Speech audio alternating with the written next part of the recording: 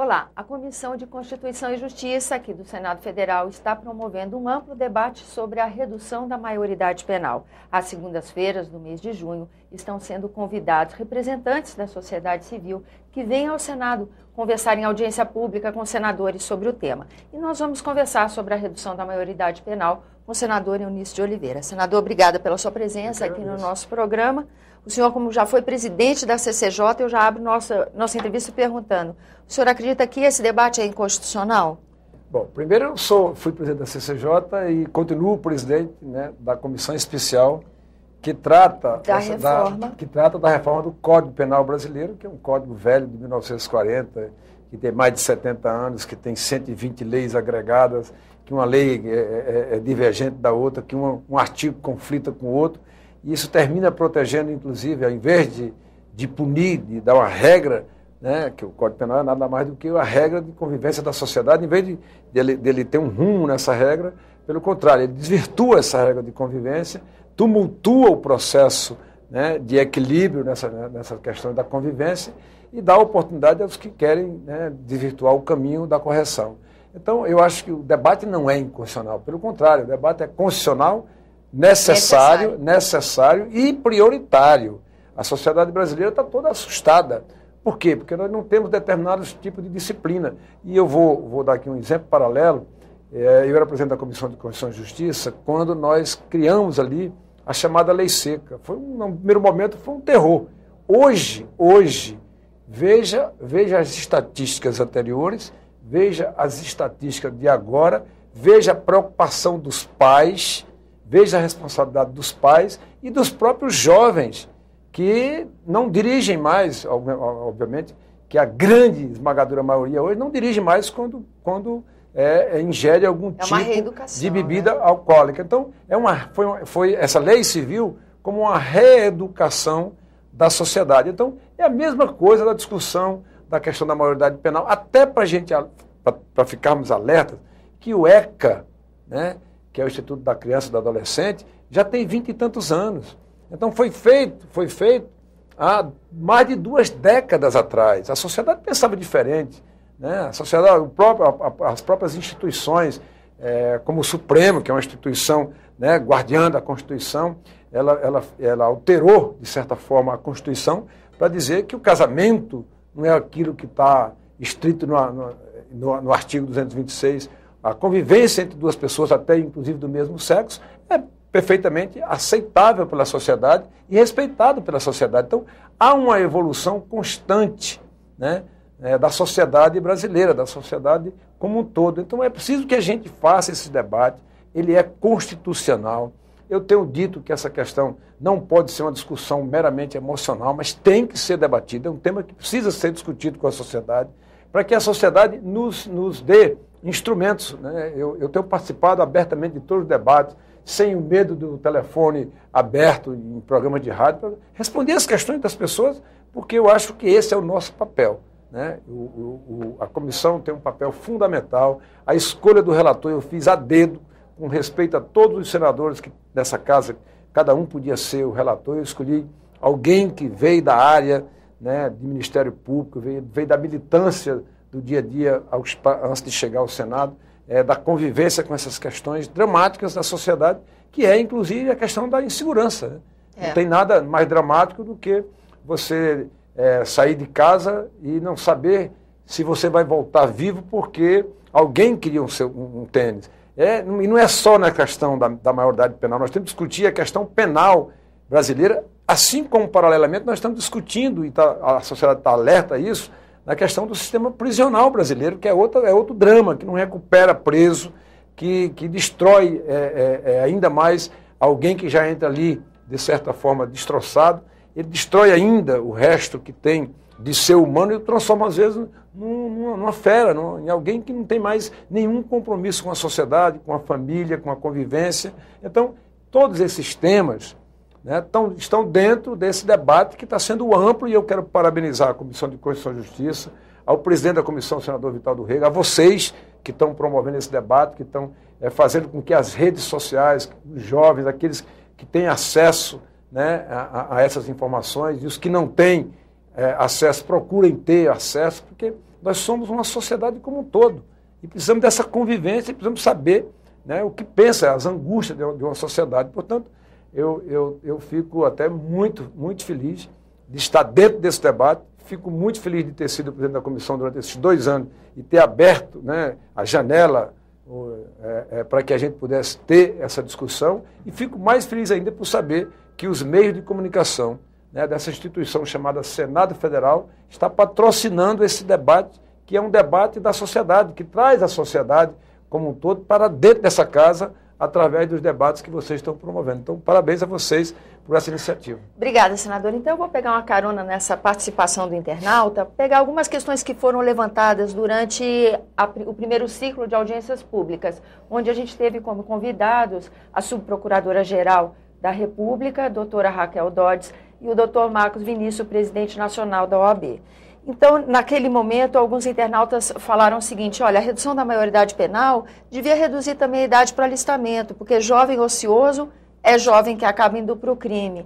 E redução de maioridade penal só se for para separar o jovem numa prisão especial onde ele estude e trabalhe. Redução da maioridade penal tira da televisão os programas com conteúdo violento, acaba com os jogos eletrônicos de conteúdo violento, que a gente baixa essa violência. Como é que o senhor comenta essas participações de internautas, senador? Olha, eu sinceramente, com muita alegria, né?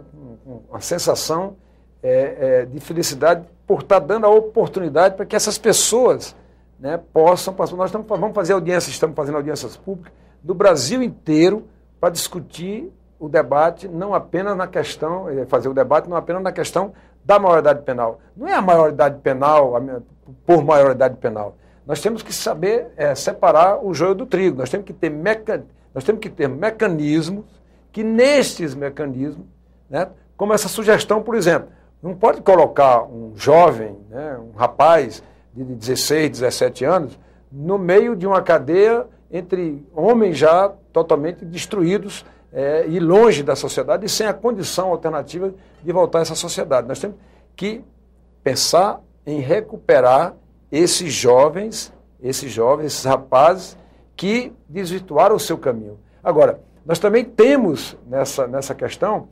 rapazes com 16, 17 anos que já cometeram atrocidade de todo tipo, já mataram 20, 30 pessoas, como eu vi o depoimento de um juiz de uma vara da infância e da juventude, lá no meu estado, no estado do Ceará, num debate de televisão. Né? Então, é preciso que a gente busque esse equilíbrio, que a gente dê mecanismo ao Ministério Público, que a gente dê mecanismo aos juízes para que ele possa fazer uma avaliação e, em alguns casos, a perda da maioridade penal aconteça. Porque eu digo muito o seguinte: ora, aqui no Congresso Nacional, né, e eu não sou nenhum radical nessas coisas, eu sou uma pessoa do diálogo, né, eu sempre me posicionei aqui no Congresso Nacional, sempre, em algumas vezes, fui escolhido como cabeça do Congresso, como agora a própria Universidade do Rio, a revista Veja, me colocou como alguém de bastidores, que articula, porque é da minha natureza isso. Então, eu não quero radicalizar em absolutamente nada, mas nós temos que encontrar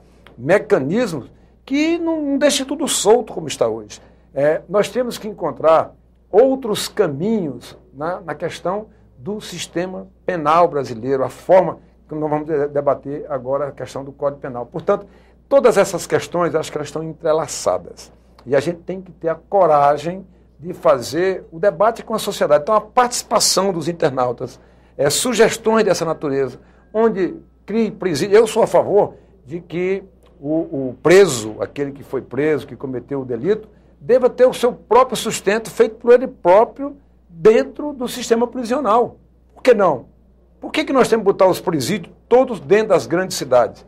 Por que esses presídios não estão, por exemplo, no meio da mata amazônica, onde os homens podem ter presídios agrícolas, onde eles possam ter uma ocupação, onde eles possam ter uma outra formação, onde eles possam aprender uma profissão para ter a condição de voltar e se reintegrar à sociedade brasileira? Por que não? Então, nós temos que pensar como um todo. Essa sociedade tem que debater os seus interesses, tem que debater o seu cotidiano, o seu dia a dia. E é por isso que nós estamos fazendo esse debate. Eu acho que a Comissão de Constituição e Justiça, repito, está de parabéns. Eu acho que a sociedade brasileira, eu quero pedir aqui, convocar, né, e pedir, mais do que convocar, pedir à sociedade brasileira, aos jovens, que participem com ideias, com discernimento, não apenas na questão emocional, como eu participei há poucos dias de um debate, eu entendi, a mãe tinha acabado de perder um filho na porta de uma escola e me botaram no debate com ela. Então não era para fazer um debate com aquela senhora naquele momento, porque emocionalmente ela estava completamente, né, destroçada ali, porque mataram o seu filho por um tênis. Quer dizer, você está vendo, não é só no menor que acontece isso. Nos maiores, nós estamos vendo crimes de atrocidades que você fica pasmo. Queimar um dentista como queimaram, agora queimar o outro porque o cidadão não tinha dinheiro ali no caixa para ele levar. Quer dizer, essas pessoas já não são mais pessoas que tenham sequer a condição de ser reintegradas à sociedade, mas eles têm que fazer o seu próprio sustento, porque a sociedade não sabe, né? Fala-se de tudo no Brasil, mas não se fala do custo de um homem que fica na prisão. Nós estamos debatendo o Código Penal e quando chegou aqui o projeto inicial, ele só falava da vítima, nem absolutamente nada. Ele não falava da vida, absolutamente nada. Da família da vítima, nada. Mas do matador, do assassino, né? Da daquele que destruiu outras famílias, esse estava protegido pelo Estado. Esse recebe uma mesada por mês para sustentar a família. Eu não estou dizendo que sou contra isso. A família não pode ser abandonada, nem pode ser destroçada, nem destruída pelo ato impensado, o irresponsável daquele que tem a obrigação de chefiar essa família. Mas nós temos que encontrar também o equilíbrio. E a família da vítima? E a mulher da vítima? E os filhos da vítima, né, que morreu, que perdeu sua vida? Então, eu acho que não é fácil. Não é fácil esse debate.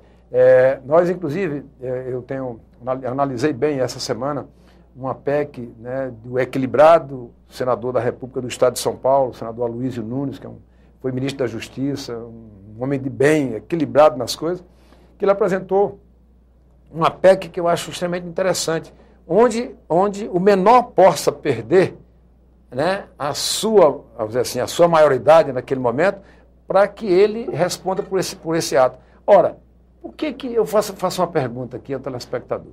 Imagina assim, eu não quero radicalizar, mas quero apenas fazer um questionamento. Se nós aqui do Congresso entregamos nas mãos de rapazes e moças, ou de jovens que tenham 16 anos, se houver um empate, uma disputa para quem vai ser o presidente de todos os brasileiros, e a disputa for por apenas um voto, e for um menor que for a urna votar, ele vai definir, ele vai ter o discernimento de dizer quem vai ser o mandatário número 1 da nação. Ele tem poderes para isso, mas ele não tem poderes para responder por outros atos que ele possa cometer. Então, nós não podemos simplesmente radicalizar. Olha, não podemos comparar o rapaz ou o garoto, o jovem que roubou ou furtou um pacote de biscoito porque estava com fome no supermercado, com aquele que assassinou, que matou, que estuprou, cometeu crimes hediondos. Então, nós temos que dar mecanismo de fazer essa separação. Porque senão, inclusive no ECA, todo mundo tem 3 anos ou tem 6 meses de recuperação. Então eu posso matar 20 e ir para lá ficar comportado durante 6 meses, que eu sou reintegrado, entre aspas, à sociedade. Senador, vou ter que terminar. Quem roubou um pacote de biscoito, repito, vai ter a mesma penalidade. Então nós temos que dar graduação nessas questões todas. Então o debate é tão interessante que a gente fala tanto que já tomou todo o seu tempo. Mas engessou aqui o nosso tempo, essa discussão. Você ouviu a opinião do senador Eunício Oliveira, ele que já presidiu a Comissão de Constituição e Justiça aqui do Senado Federal e que preside a subcomissão que trata da reforma do Código Penal. E você também pode dar a sua sugestão, participar desse debate através de www.senado.leg.br/e-cidadania. Nessa página você consegue o endereçamento para o debate e o lugar onde você pode postar a sua opinião. Eu agradeço a sua atenção e se você quiser entrar em contato com o programa Argumento, já conhece nossos meios 0800 61 2211, ligação gratuita ou www.senado.leg.br/tv. Até a próxima.